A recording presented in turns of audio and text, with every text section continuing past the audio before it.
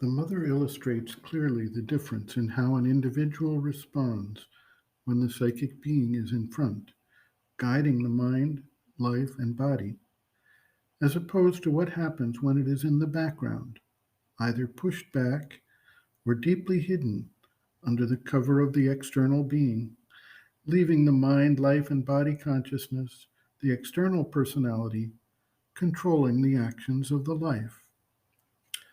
The mother writes, quote, already future teachers and future students are beginning to arrive, some from outside, new to the climate and customs of the country.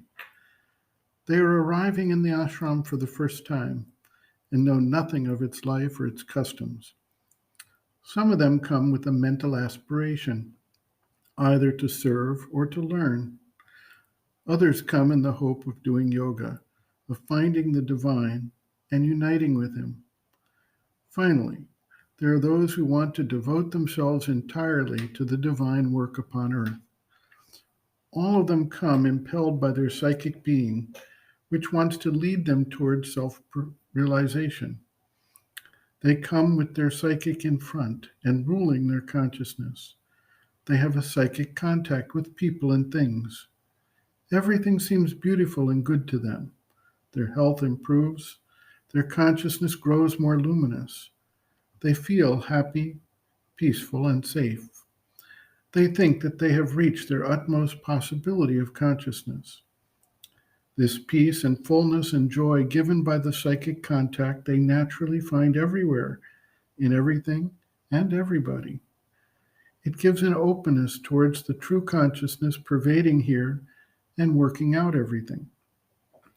So long as the openness is there, the peace, the fullness, and the joy remain with their immediate results of progress, health, and fitness in the physical, quietness and goodwill in the vital, clear understanding and broadness in the mental, and a general feeling of security and satisfaction.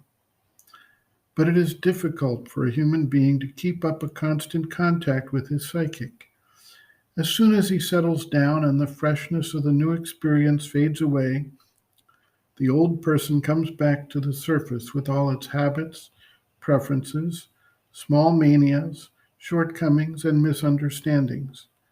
The peace is replaced by restlessness. The joy vanishes.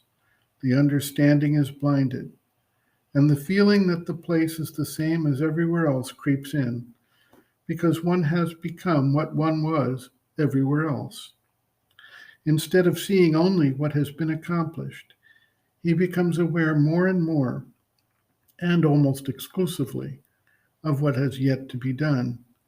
He becomes morose and discontented and blames people and things instead of blaming himself. He complains of the lack of comfort, of the unbearable climate, of the unsuitable food that makes his digestion painful.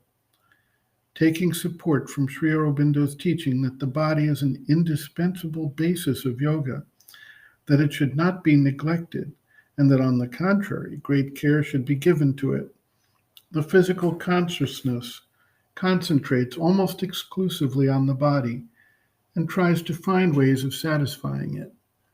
This is practically impossible, for with a very few exceptions, the more it is given, the more it demands. Besides, the physical being is ignorant and blind. It is full of false notions, preconceived ideas, prejudices, and preferences. Indeed, it cannot deal effectively with the body.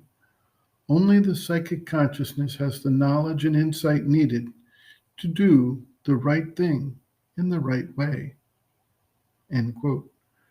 Reference Sri Aurobindo and the Mother, Living Within, the Yoga Approach to Psychological Health and Growth, the Psychic Being and Psychological Health, the Psychic Source of Inner Well-Being, pages 119 to 122.